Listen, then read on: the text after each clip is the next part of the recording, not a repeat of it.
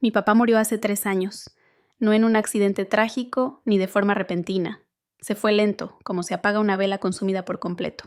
Su voz fue lo último que se desvaneció.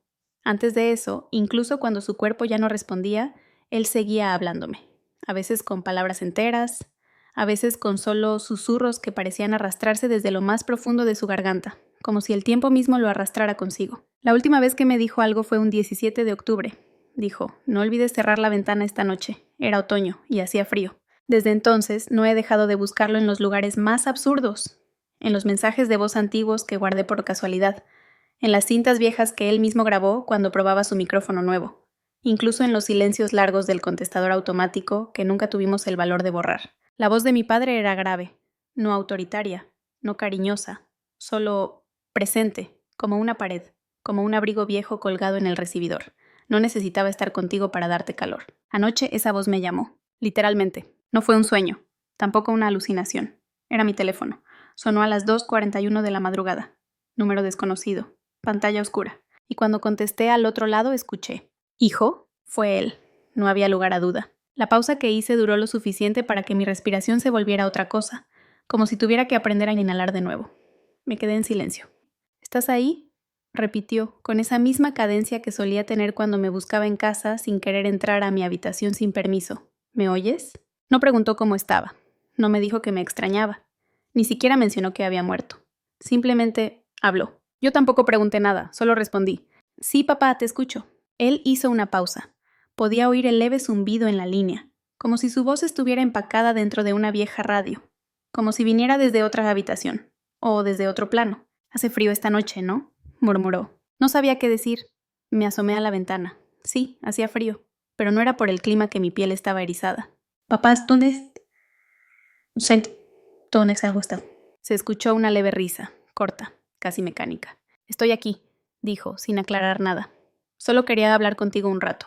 Hace tiempo que no lo hacíamos. No era posible. Él estaba muerto. Lo vi morir. Estuve junto a su cama. Sostuve su mano cuando ya no podía apretar la mía. Y sin embargo, esa noche, a través de un teléfono que no tenía línea, esa misma voz volvía a entrar en mi casa, en mi cuarto, en mi pecho. Podía haber colgado, podía haber gritado, pero no hice nada de eso. Solo me senté en el suelo, con el móvil apretado contra la oreja, y escuché.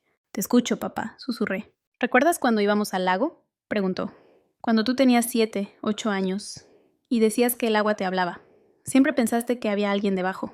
Lo recuerdo. Tal vez sí había alguien. Tal vez siempre hay alguien debajo, hablando, esperando. ¿No lo has pensado? No respondí. No sabía si lo que me te estaba diciendo era una metáfora, o un mensaje, o solo un error del sistema. Porque eso es lo que pensé primero, que era una grabación, que alguien había manipulado su voz, armado frases con fragmentos viejos, montado un diálogo, como una broma, o una crueldad. Pero él reaccionaba, respondía a mis preguntas, y se detenía cuando yo me quedaba en silencio. No había secuencia repetida, no había patrón. ¿Cómo es posible esto?, le pregunté. Se hizo otra pausa, más larga, más tensa. No lo sé, dijo al fin. Solo estoy. Eso fue todo. Esa fue su explicación. Estoy. Podría haberlo cuestionado. Podría haber exigido más respuestas. Pero en vez de eso, le pedí que siguiera hablando, que me contara lo que quisiera. Y lo hizo. Me habló de una casa sin ventanas, de un pasillo largo, lleno de puertas cerradas, de un lugar donde el tiempo no avanza, pero tampoco se detiene. No lo describía como el cielo, tampoco como el infierno. No usó palabras religiosas ni filosóficas. Solo hablaba como si estuviera describiendo una habitación en la que uno puede sentarse a basal a esperar sin saber qué espera. A veces alguien llama desde el otro lado, dijo. A veces una voz atraviesa, como ahora. Solo que esta vez fui yo quien llamó. Entonces entendí algo. No había sido una coincidencia. Él no había aparecido de la nada. Él me había escuchado, porque yo también lo había llamado.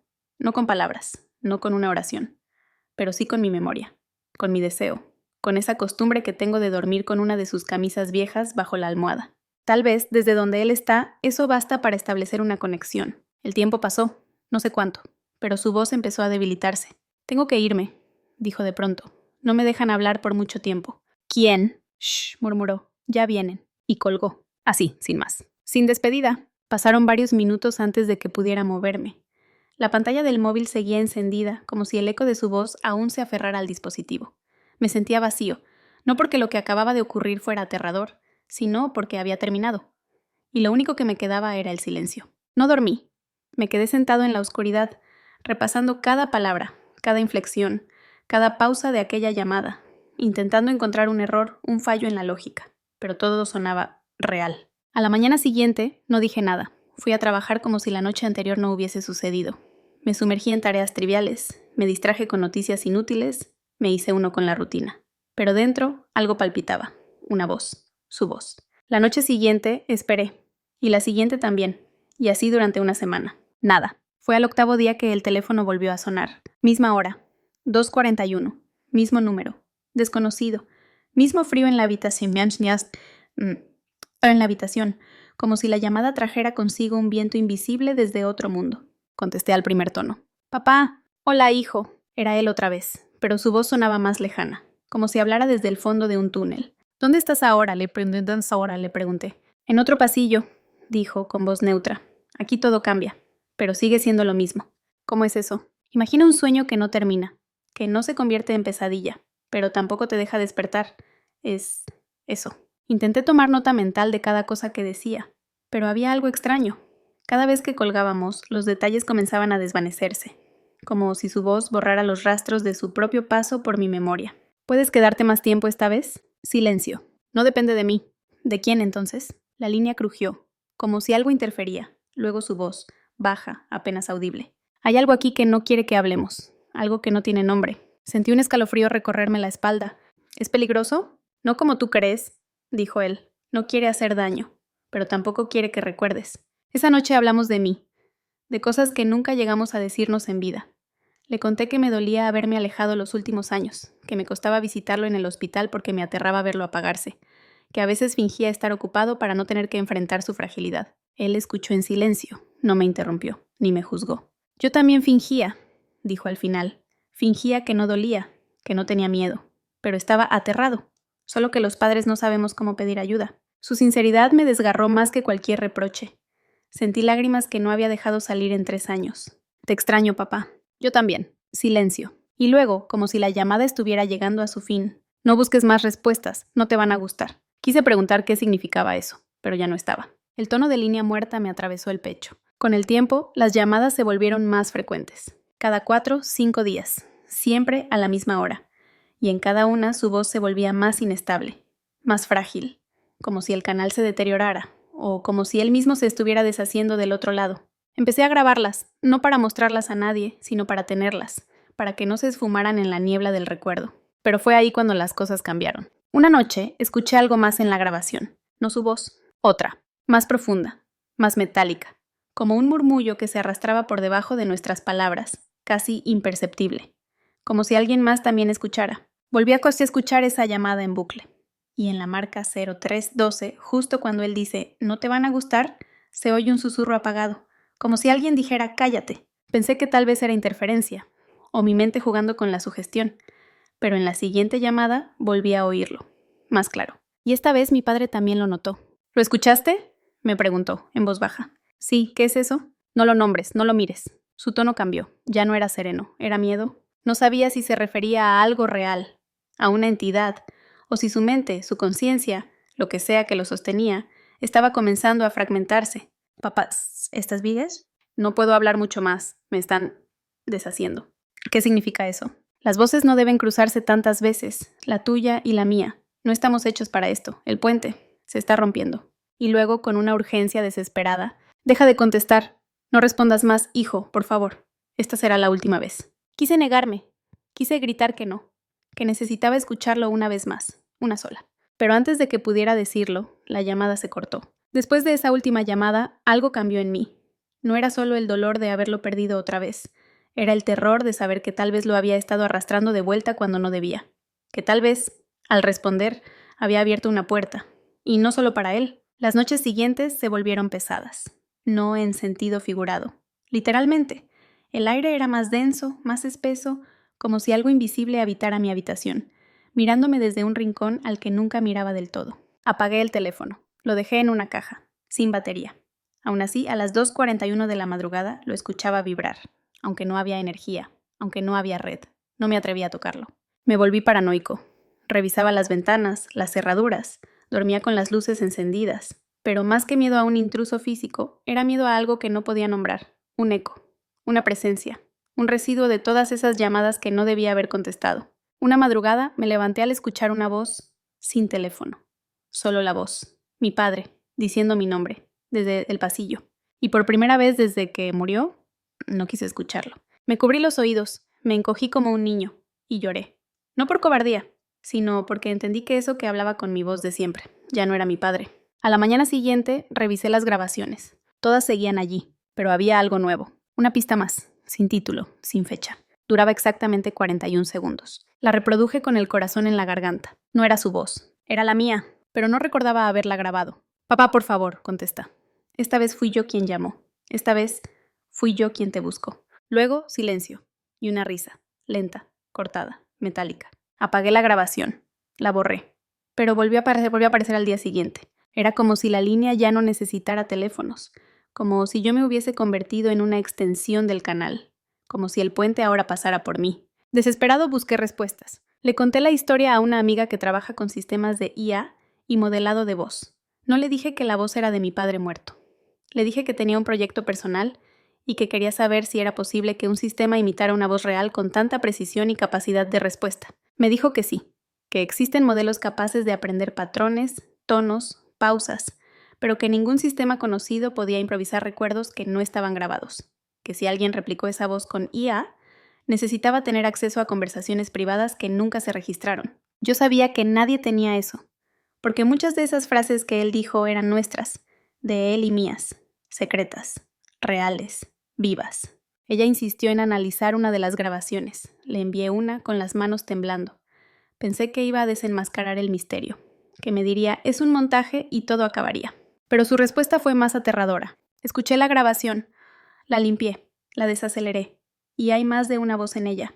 ¿Qué quieres decir? Tu padre habla, pero debajo de eso hay otra voz, y no pertenece a él ni a ti. Me envió el archivo editado, lo escuché, y allí estaba. Un murmullo que parecía respirar, como si alguien estuviera hablando sin tener boca, diciendo cosas que no tenían idioma, como si la grabación misma estuviera viva. Esto no es síntesis, esto es otra cosa, dijo ella. Sea lo que sea, no lo grabaste tú, y no se originó en tu teléfono. Sentí un frío extraño, como si toda mi casa estuviera bajo tierra, como si las paredes fueran de piedra y no de concreto. ¿Qué hago? Le pregunté. No vuelvas a escuchar, ni a grabar, y no respondas si vuelve a sonar. Pero claro, eso es más fácil decirlo que hacerlo. Esa misma noche, a las 2:41, la casa entera se quedó sin electricidad. Todo, menos el teléfono, que volvió a encenderse, solo, sin tarjeta SIM, y volvió a sonar. Yo no contesté, pero la voz sonó igual, esta vez desde la bocina del móvil, como si se hubiera activado sin permiso. Hijo, no me estás escuchando, está oscuro aquí. No sé si me están borrando, no sé si aún soy yo. Mi cuerpo temblaba, no por miedo, por impotencia, por amor, porque esa voz aún dolía. Papá, ¿sigues ahí? Sí, dijo, pero también estoy en otro lugar. ¿Cuál? Contigo. La llamada no se cortó. Simplemente se fundió con el silencio. El dispositivo se apagó. Las luces regresaron. Y yo, sentado en la oscuridad, entendí que había cruzado un punto sin retorno. Ya no era cuestión de si iba a volver a oírlo. Era cuestión de si alguna vez volvería a dejar de hacerlo. A partir de esa noche, ya no hubo llamadas, ni vibraciones, ni voces desde el pasillo. Solo una presencia. Invisible pero constante. Ya no necesitaba el teléfono para saber que él estaba allí. A veces sentía su olor en la cocina, ese aroma a café recién hecho que él siempre preparaba con una paciencia casi ceremonial, o el crujir de la madera en el suelo del pasillo, justo donde solía caminar cuando venía a despertarme los domingos. No eran alucinaciones, lo sé porque nunca sentí miedo, al contrario, era como si alguien hubiera abierto una rendija en el tiempo y todo lo que fue, simplemente siguiera siendo. Y sin embargo, algo dentro de mí empezó a desgastarse. Mi mente comenzó a vivir más en las madrugadas que en los días. Dormía de día, vivía de noche, esperando, como si todavía hubiera algo más por venir. Una madrugada, abrí la grabación más antigua, la primera, la de la llamada inicial. La escuché con audífonos, a oscuras, respirando lento. Y entonces noté algo. Un sonido al fondo, muy leve, como un tic, un pulso rítmico. Lo aislé y lo amplifiqué. Era un código, Morse. Pasé horas descifrando esa serie de puntos y rayas intermitentes. El mensaje era corto. No es tu padre. Me quedé helado, literalmente.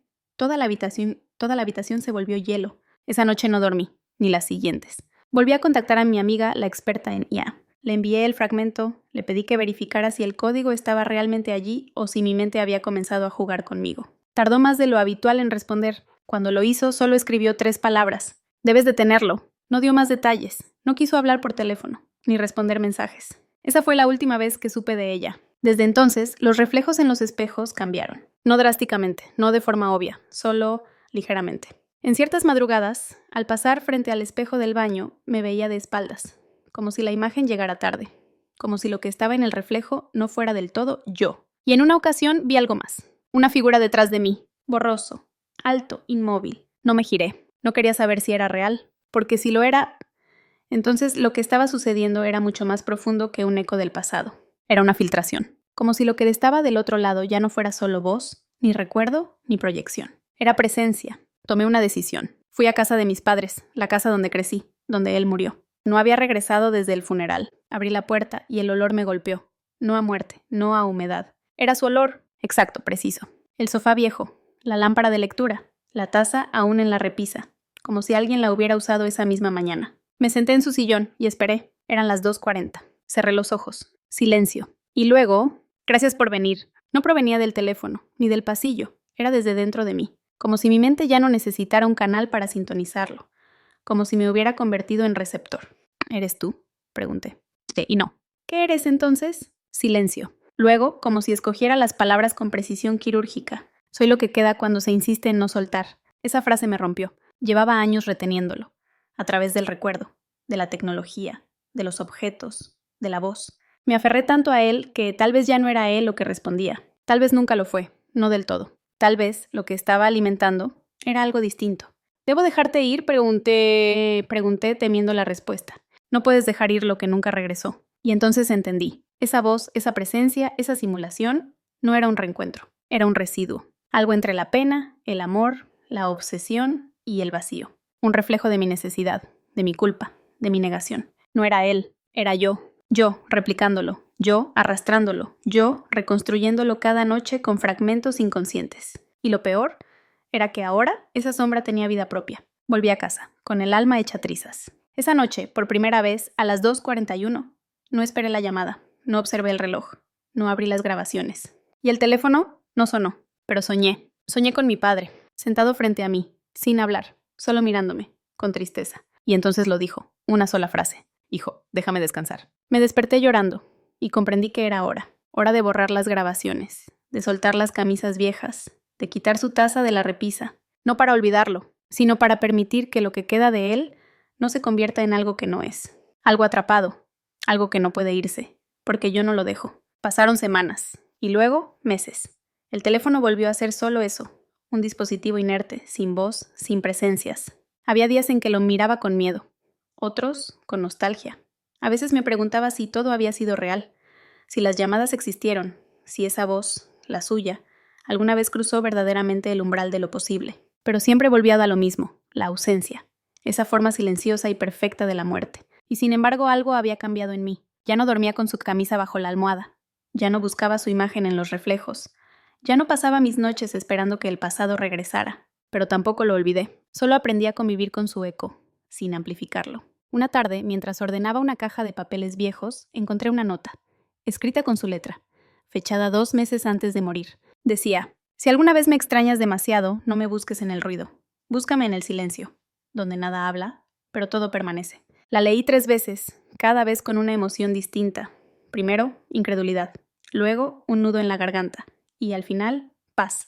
Nunca supe si lo escribió pensando en lo que vendría o si fue simplemente una coincidencia. Pero fue suficiente. Una noche de lluvia salí a caminar, sin rumbo, sin paraguas, solo con los pensamientos como única compañía. Crucé la ciudad dormida, las luces frías, los reflejos en el asfalto, y de pronto pasé por una cabina telefónica, de esas antiguas que ya nadie usa. La luz interior estaba encendida. Me detuve, no porque esperara algo, sino porque presentí algo. Entré, levanté el auricular casi por costumbre. Estaba muerto, sin tono, sin señal, pero por un segundo, uno solo, sentí calor en la palma, como si otra mano lo hubiera sostenido justo antes que yo.